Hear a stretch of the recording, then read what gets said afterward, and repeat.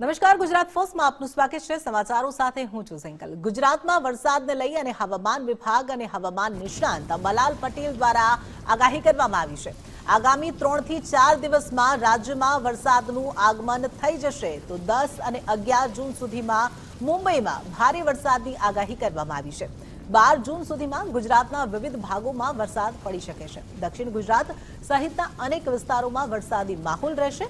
મધ્ય ગુજરાતના કેટલાક વિસ્તારમાં વરસાદની આગાહી કરવામાં આવી છે। દાહોદ, પંચમહાલ, મહીસાગર સહિતના જિલ્લામાં પણ વરસાદની શક્યતા છે।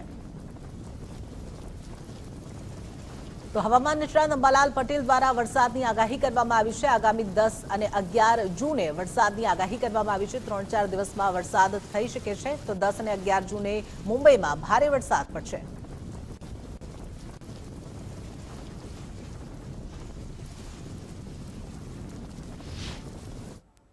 નૈઋત્યનું ચોમાસું દક્ષિણ પશ્ચિમ આગળ વધ્યું છે અને તારીખ 10-11 સુધીમાં મુંબઈમાં આવી પહોંચે। મુંબઈમાં દક્ષિણ મહારાષ્ટ્રમાં ભારે વરસાદ થવાની શક્યતા રહેશે। લો લાઇંગ એરિયામાં જળભરાવ થવાની શક્યતા રહેશે અને તારીખ 12 સુધીમાં લગભગ દક્ષિણ ગુજરાતના ભાગો, દક્ષિણ સૌરાષ્ટ્રના ભાગો, મધ્ય ગુજરાતના ભાગો, ઉત્તર ગુજરાતના ભાગોમાં પણ વરસાદ થશે। કેટલાક ભાગમાં હળવાથી મધ્યમ વરસાદ થવાની શક્યતા રહેશે। પણ ઉલ્લેખનીય છે કે તારીખ 21મીએ એક ડીપ ડિપ્રેશન બંગાળ ઉપસાગરમાં એ અક્ષરની આજુબાજુ બનશે।